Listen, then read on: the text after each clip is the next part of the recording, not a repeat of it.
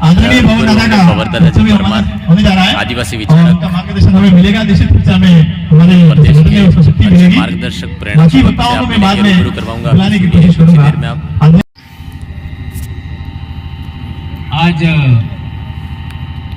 आदिवासी कुलमताई विजाहैंड विजवा मताई के प्रांगण में आज हमारा रजिस्ट्रेशन उपरांत पहला प्रांतीय अधिवेशन हो रहा है। उसमें पधारे हमारे 5 जिलों के प्रतिनिधिगण, विद्वान साथी बहनें, आप सबको स्थानीय जिले के रहवासी होने के नाते आप सबका हम हार्दिक अभिनंदन करते हैं। सबसे पहले मैं अपनी बात रखने से पहले विजाहैंड कुलमताई के बारे में बताना चाहूंगा। हमारे डामोरों के बहुत सारे जो वडील लोग हैं, उनमें से एक कपाल मंडल के वयोवृद्ध साथी है, उन्होंने जो बताया कि जब हमारा चित्तौड़ पर राज था, उस जमाने में हमारी सबकी कुलदेवी या कुलमताई एक ही हुआ करती थी। और आज आप लोगों ने पढ़ा भी होगा, जानकारी भी होगा कि चित्रांग मोरी, मान मोरी नाम के राजा चित्तौड़ में हुआ करते थे। उस समय उनके 18 प्रांत थे। उनकी कितनी सेना थी, यह भी इतिहासकारों ने लिखा है। तो कहा यह जाता है कि उस जमाने में हमारा कुलमताई एक ही हुआ करता था। बप्पा रावल के टाइम में हमारे पूर्वज को हराया गया और हमारे लोग वहां से अलग हो गए। यह 8वीं शताब्दी का मामला है। 8वीं शताब्दी में बप्पा रावल के द्वारा हारने के बाद हमारे पूर्वज इधर उधर हुए और उनके कथनानुसार, जो ये बताने वाले भाई है, उनके कथनानुसार ये कहना है कि सभी वहां से अपना अलग अलग दीपक लेकर के निकल गए और अलग अलग नाम से अलग अलग कुलमताई खैरवार यानी गोत्रवार बना दी गई, ऐसा कहा जाता है। अब यह रिसर्च का विषय है, लेकिन यह बात ऐतिहासिक है और इसको इतिहास में भी हम लोग देख सकते हैं। हमारे उदयपुर में भी एक बहुत बड़े इतिहासकार थे, उन्होंने भी लिखा है कि राजा मान मोरी के टाइम में, चित्रांग मोरी के टाइम में 18 राज्य हुआ करते थे। तो आप सोच सकते हैं चित्तौड़ के आसपास में वो राज्य कहां कहां होंगे। यह 8वीं शताब्दी की बात है। इतिहास का मतलब कई लोग ऐसे समझते हैं कि मुगलों के जमाने की बात और अंग्रेजों की जमाने की बात यह इतिहास हो गया। ऐसा नहीं है। आज भी हम लोग भील आदिवासियों के इतिहास की जब भी बात करते हैं तो हम लोग ज्यादा लास्ट चले जाते हैं। उज्जैन में हमारा जो गर्दबिल्ल राजा था, यानी 1 सदी ईसा पूर्व, यानी जो संवत शुरू होता है उसके आसपास। तो ये 2000 साल से पहले हम लोग जा नहीं पाते, लेकिन और आगे भी बढ़ते हैं तो हमारा इतिहास क्रमशः मिलता है। लेकिन इसको हम लोग ढूंढने का कोशिश करना चाहिए और बखूबी हम लोग आदिवासी परिवार, हमारा जो विश्वविद्यालय है उसमें हम लोग ये बात रखते हैं। चूंकि आज हमारा शिक्षक अधिवेशन है, तो कोई भी संगठन चलाने के लिए, किसी भी संगठन की नींव डालने के लिए, किसी भी विचारधारा को विकसित करने के लिए उसको चलाने वाले लोगों को तैयार करना होता है। पिछले कई सालों में देखते हैं हम लोग, इतिहास काल में भी देखे, हमारा समाज को बिखेरा गया। और मैं मानता हूं कि सबसे ज्यादा हमारा बिखरा देश आजाद होने के बाद हुआ। ऐसा क्यों कह सकते हैं? उसके पीछे एक बहुत बड़ा जीता जागता उदाहरण हमारे सामने है। हम लोगों ने देखा कि देश आजाद होने के बाद, और मैं तो यहां तक मानता हूं हमारे पैदा होने के आसपास हमारा परिवार संयुक्त परिवार था, और हमारे दादाजी जो निर्णय लेते थे वह निर्णय सभी फॉलो करते थे। उस निर्णय को हमारे चाचा ताऊ, हमारे पिताजी अवॉइड नहीं करते थे। हमारी माँ, हमारी ताई, हमारी काकी, चाची ये भी अवॉइड नहीं करते थे, और बच्चे अवॉइड करने का सवाल पैदा नहीं था। लेकिन पिछले 20-30 साल में हमने देखा कि हमारा समाज इतना टुकड़ों में बंट चुका है, इतना कहने का मतलब बिखराव हो चुका है। आज एक क्लास के 20 बच्चे एक शिक्षक के द्वारा नियंत्रित नहीं हो रहे। क्या मैं सही कह रहा हूं? सही कह रहा हूं या गलत कह रहा हूं? सही। ये हालात है। और मैं तो यहां तक कहना चाहूंगा, क्योंकि वो बात सच है, कोई व्यक्ति इसको माने या ना माने, गलत माने, लेकिन एक परिवार के अंदर 3 बच्चे हैं तो वो भी मां बाप दोनों मिलकर के उसको कंट्रोल नहीं कर पा रहे। क्या सही कह रहा हूं ये बात? आप लोग शिक्षक हैं, आप ये मानते होंगे कि मैंने मेरे बच्चों को बचा लिया है और मैं मेरे बच्चों को अच्छा पढ़ा दूंगा, उनको रोजगार मिल जाएगा और वो सुरक्षित है। तो यह भी आपकी गलतफहमी है, यह भी आपकी गलतफहमी है। हमारा समाज बचेगा तो हम बचेंगे। समाज को बचाना जरूरी है, इसलिए हम लोगों को व्यक्तिगत समस्याओं से उबरना पड़ेगा। व्यक्तिगत समस्याओं पर हमें बातचीत कम करना होगा। व्यक्तिगत समस्या को लेकर एक दूसरे से उलझने से बचना होगा, और हमको सार्वजनिक समस्याओं पर चर्चा करनी चाहिए। सार्वजनिक समस्याओं के लिए हमें एकता कायम करनी चाहिए, और आदिवासी परिवार ने यही काम किया। दोस्तों, मैं एक सवाल आपके बीच में रखना चाहता हूं, क्योंकि हमारा मोटो शिक्षा, स्वास्थ्य और जैव विविधता है। आजकल खट्टे बेर गांवों में मिल रहे हैं, सही है ना? थोड़े दिनों पहले कौन सा फल पका था? अमरूद। अभी खट्टे बेर, थोड़े दिनों बाद इमली, फिर टीबरगम, फिर केरी, आमली, कई गोरख आमली, और फिर खजूर। क्या आपने ये चरणबद्ध अपने बच्चों को 1 साल में खिलाए?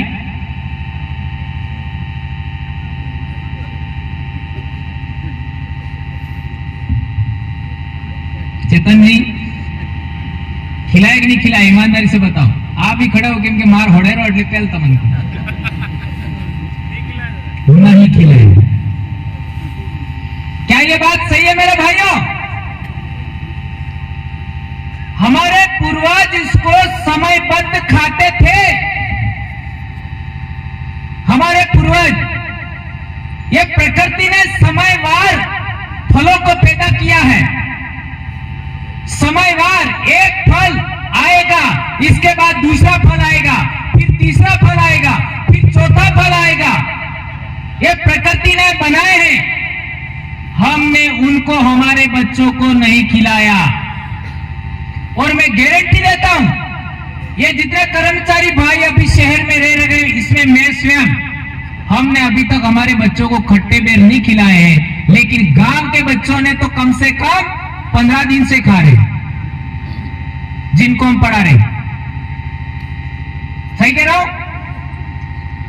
हाँ या ना तो बोल सकते हैं ना? Yes boss. तो फिर हम कहां जा रहे? हम पिछड़ रहे कि नहीं पिछड़ रहे? इसलिए एक बार इस साल जो आदिवासी एकता परिषद का कार्यक्रम हो रहा क्वांट में, वहां एक कॉलेज के अंदर कार्यक्रम रखा था। वहां पर वो राठवा आदिवासी थे, तो बहुत सारी बातें वहां निकली। वहां एक बात मैंने बताई थी। क्या बताई थी? आज के कम से कम 5-6 साल पहले की बात है। मैंने कहा हम लोग समाज का काम बाद में कर रहे हैं, पहले हमारे बच्चों का काम कर रहे हैं। ये बात मैंने कही थी।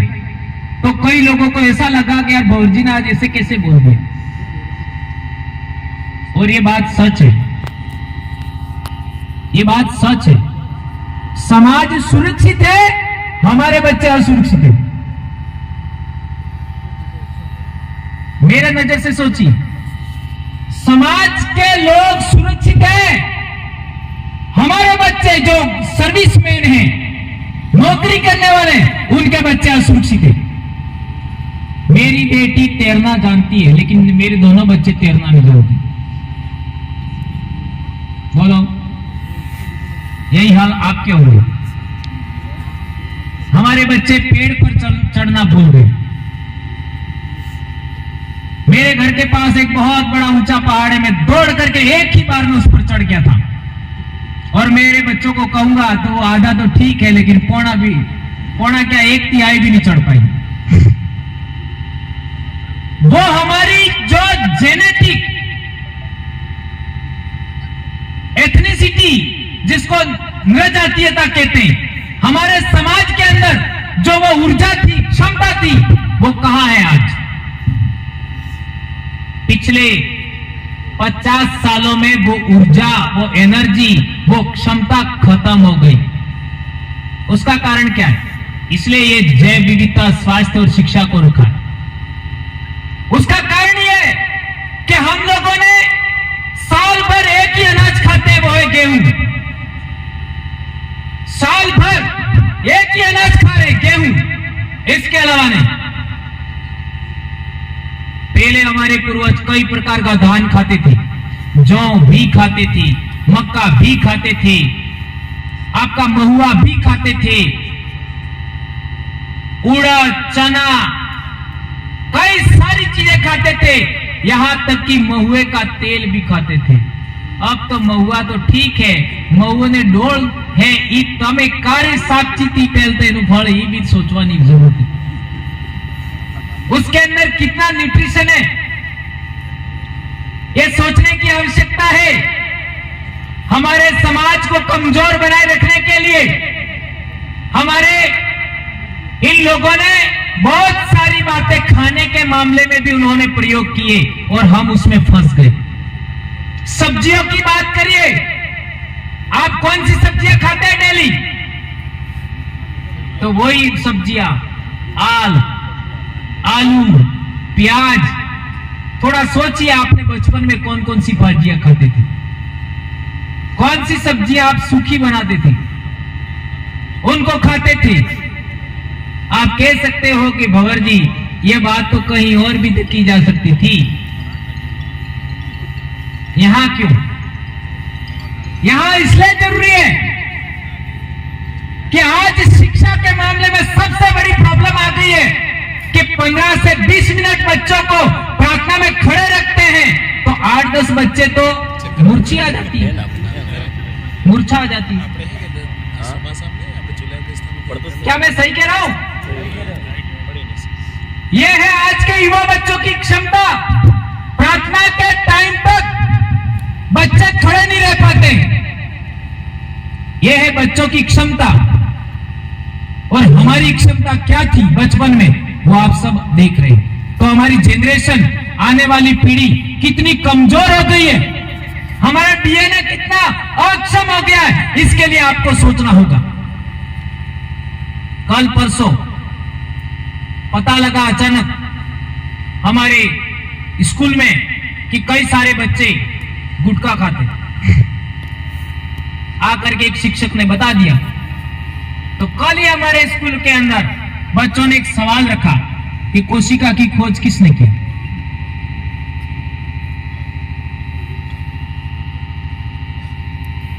इसी को समझाते हुए मैंने सीधे गुटखे तक लेके गया,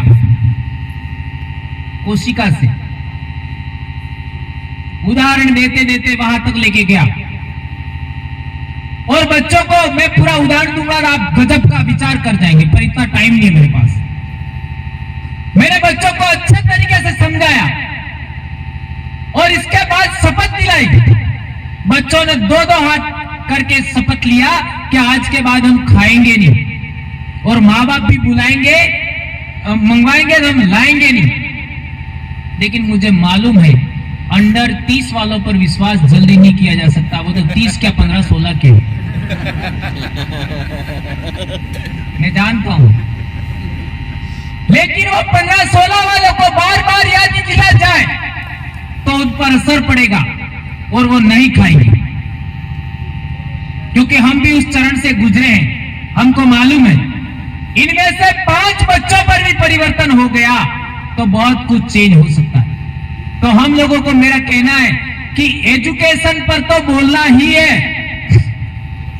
हमें क्लास में कम से कम मैं ऐसा कहना चाहूंगा कि आप सप्ताह में एक सामूहिक क्लास लीजिए, सभी क्लासों को 1 घंटा या आधा घंटा, और बच्चों को सार्वजनिक सवाल पूछिए। जैसे मैं मेरे स्कूल में एक सवाल पूछता हूं, जय मंडल का पाठ है तो मैं बच्चों को सवाल पूछता हूं, वो थोड़ा सा आपको भी शेयर करना चाहूंगा। मैं बच्चों को पूछता हूं कि बेटा हम लोग कौन सी गैस लेते हैं, तो बच्चे बोल देते हैं ऑक्सीजन, क्योंकि जानते हैं। कौन सी गैस निकालते हैं तो वो कहते हैं कार्बन डाइऑक्साइड। इतना बच्चे जानते हैं। फिर दूसरा सवाल पूछते हैं कि पेड़ पौधे कौन सी गैस लेते हैं, तो वो क्या बताएंगे? क्या बताएंगे? Carbon dioxide. कौन सी निकालते हैं? ऑक्सीजन। लेकिन मैं यहां उनको रोक देता हूं, ये बात अधूरी सच है, ये बात अधूरी सच है, और हम सब जानते ही हैं। पेड़ पौधे श्वसन में कौन सी गैस निकालते हैं? श्वसन में कार्बन डाइऑक्साइड, और प्रकाश संश्लेषण में ऑक्सीजन। ये पूरा क्लियर करता हूं, अपन सब शिक्षक है, जानते हैं, इसलिए ज्यादा क्लियर करने की जरूरत है।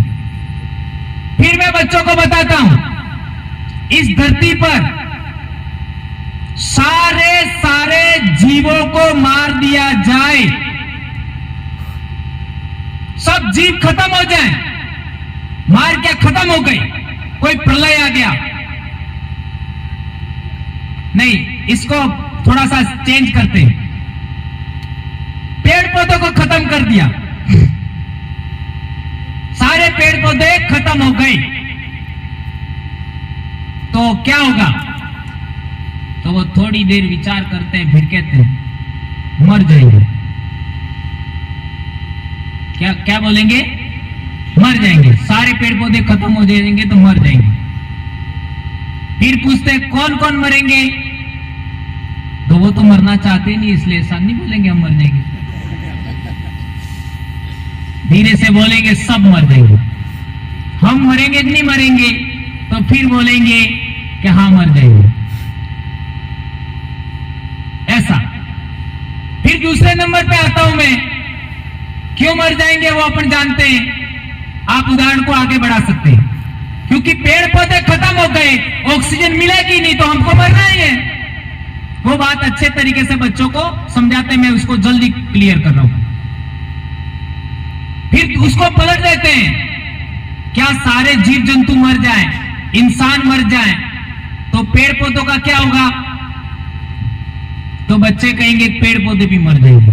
फिर वापस वही रिपीट करता हूं कि पेड़ पौधे ऑक्सीजन भी निकालते हैं और पेड़ पौधे कार्बन डाइऑक्साइड भी निकालते हैं। तो फिर बच्चे मान लेते हैं नहीं, पेड़ पौधे नहीं मरेंगे, पेड़ पौधे नहीं मरेंगे, क्योंकि पेड़ पौधों को हमारी जरूरत नहीं है। पेड़ पौधों को हमारी जरूरत नहीं है। जीव जंतुओं को पेड़ पौधों की जरूरत है।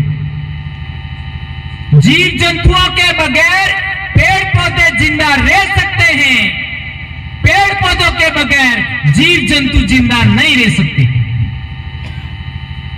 फिर धीरे से सवाल पूछता हूं, सबसे बड़ा भगवान कौन है? सबसे बड़ा भगवान कौन है? तो बच्चे बोलते हैं पेड़ पौधे। साइंटिफिक रूप से क्लियर हो गया, क्लियर हो गया। इसके बाद वायुमंडल पढ़ाते हैं, इसके बाद स्थल मंडल को समझाते हैं, इसके बाद में आपका जल मंडल को समझाते हैं, फिर इंक्लूडेड मिलाकर के जैव मंडल को समझाते हैं। ये मुश्किल से मेरे को 1 घंटा लगता है। यदि ये बात हम समझाने में कामयाब हो जाए तो बहुत बड़ा बच्चे के अंदर साइंटिफिक टेम्परामेंट आ सकता है। साइंटिफिक टेम्परामेंट, वैज्ञानिक दृष्टिकोण विकसित हो सकता है। और ये अधिकार, ये कर्तव्य 51AH के तहत हमको मिला हुआ। 51AH, उसी को आधार मान करके व्रत उपवास पर मैं बोलता हूं, कर्मकांड पर मैं बोलता हूं।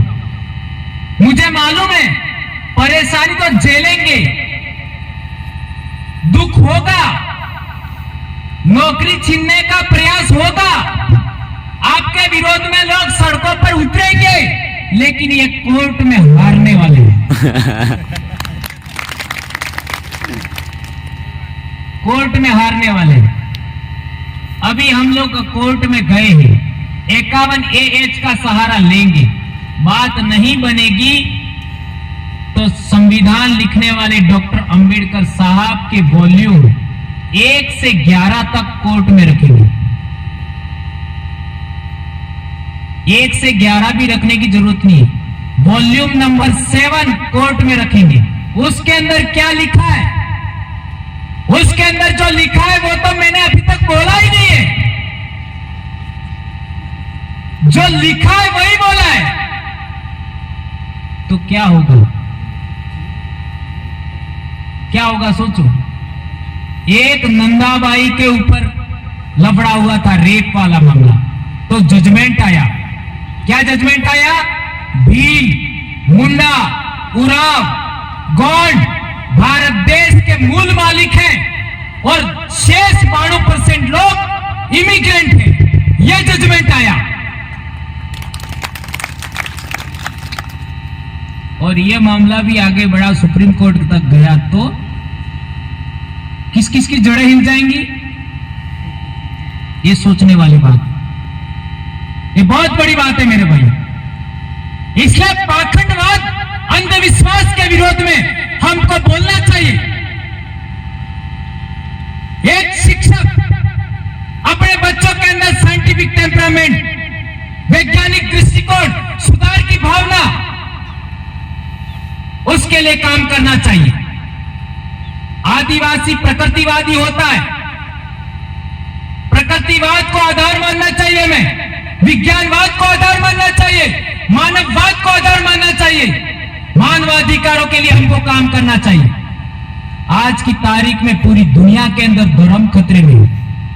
मानवता, मानवाधिकार आज की तारीख में सबसे ज्यादा तेज गति से आज की तारीख में सुरक्षित होते जा रहे हैं। धर्म खतरे में पड़ गया है क्योंकि विज्ञान की वजह से। तो मेरे कहने का मतलब यह है कि हम लोगों को किसी भी बात से बोलने से डरना नहीं चाहिए। यह बात मैं कहना चाहता हूं। एक बात, पिछले कई सालों से, 2-4 सालों से मैं लगातार भील मीणा पर बोलता हूं। हम लोग भील हैं, मीणा नहीं। कई लोगों ने इसको ऐसे माना कि मैं करौली, दौसा, सवाई माधोपुर, जयपुर के जो मीणा भाई हैं उनका विरोधी हूं। ऐसा नहीं, ऐसा नहीं। मेरा यह कहना था कि प्रतापगढ़, उदयपुर, हमारे डूंगरपुर, बांसवाड़ा के भाई हैं, समाज है वह भील ही है, क्योंकि यहां भील राजा हुआ करते थे और आपका हल्दी घाटी के युद्ध तक यहां पर मीणा कोई था नहीं। मेवाड़ भील को 1841 में बना, तब तक कोई मीणा था नहीं, कोई रेफरेंस नहीं है। बाद में हम लोगों को ये न जाने कैसे क्या हुआ न क्या नहीं। हम लोगों ने अपना गोत्र मीणा लिख दिया। इसके पीछे मैं इतना लंबा नहीं जाना चाहूंगा, लेकिन ये कौन सी तारीख है? जिला कलेक्टर उदयपुर ताराचंद जी मीणा साहिब ने अभी कौन सा तारीख है इसका? है